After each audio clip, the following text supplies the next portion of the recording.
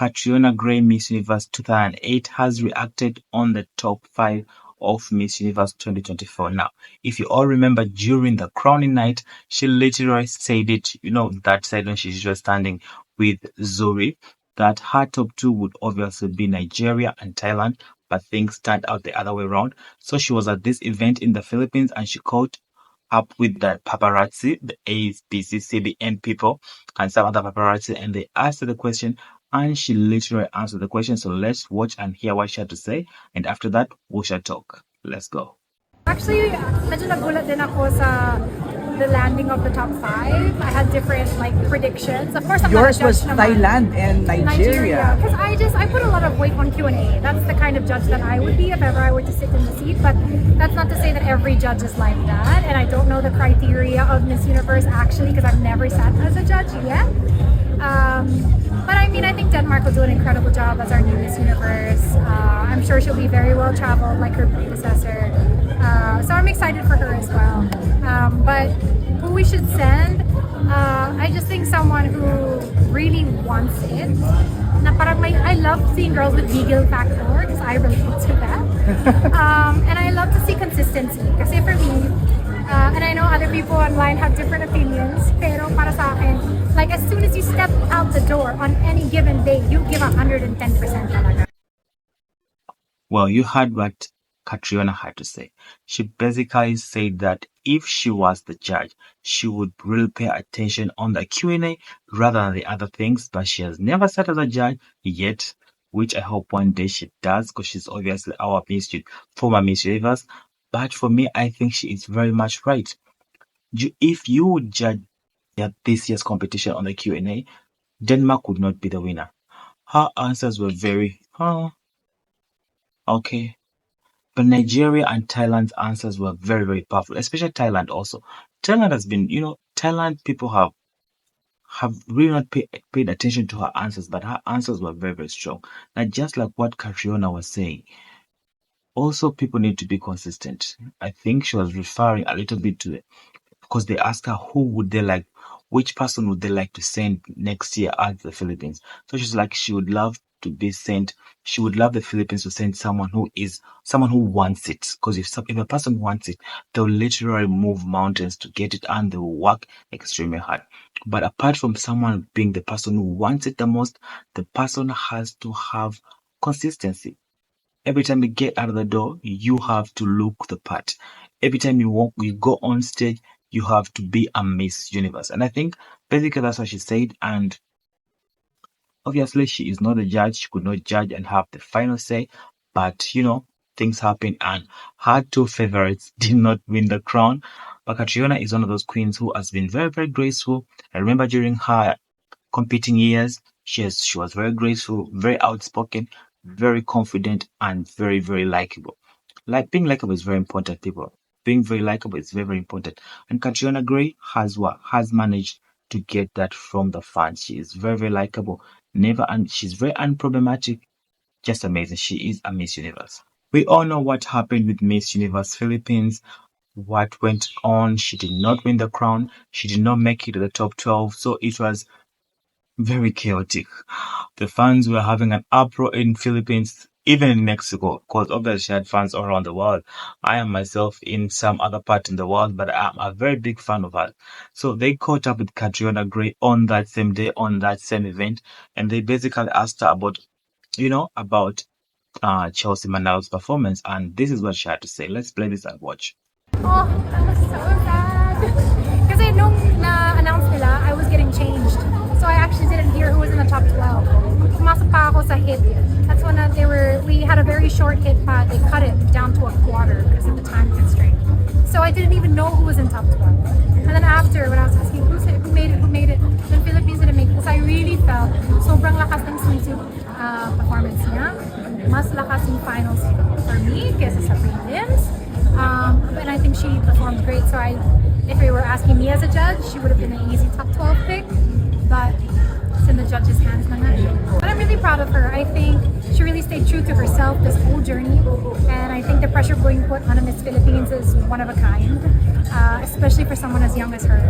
And I think she carried herself with a lot of grace, with authenticity. I don't feel she ever changed herself, and I really admire that, and I hope that she's feeling proud of her achievement as well. Ladies and gentlemen, Catriona Gray is very kind. She basically said that she was not around when they were calling the top 12. She was changing. Then she asked, "Oh my God, who got into the top 12?" And I told her Philippines didn't get in. She was very disappointed, but very important thing that she said is that she also noticed that there was some improvement in Chelsea's performance if you had to compare from the prelims and the final night. And I think that's where the disconnect happened with Chelsea's run in the Miss Universe competition. A lot of people felt there was a disconnect from the prelims and the final night. And I think if many people felt that, I think also the judges felt that now. If she was the judge, as she has said, she thinks for that performance was enough to move Chelsea from the top 30 to the top 12. But surprise, surprise, Chelsea didn't go to the top 12, which is very heartbreaking. And if you ask me personally, I think Chelsea deserved a spot in the top 12. For one, she was very consistent. Leave alone the prelims. People just don't like it because of the dress, I think.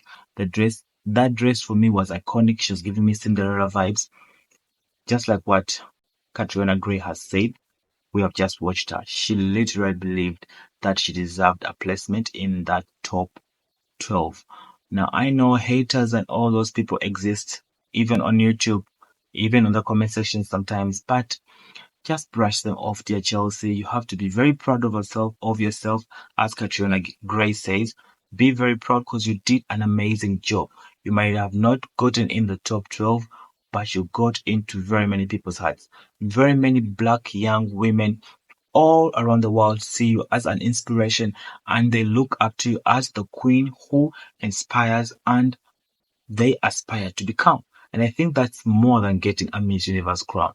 That's living in people's hearts is more important than just a crown and the sash that, lasts just 1 year. I think for Chelsea, she needs to be extremely proud of herself and she has to be celebrated just like the other queens who came from the Philippines because she went back home with the first ever Miss Universe Asia title. It has never been there before. And I think people need to be very proud of her with that title. Some people are downplaying the title and the sash. I've seen it online. Some people are being very, very mean, but I think she deserved a better chance with this. People need to give her flowers right now before she takes hands over the crown to the next woman. Now, on the same topic about Chelsea, we all know what happened with Miss Universe Philippines organization sending a statement to Hey Adams.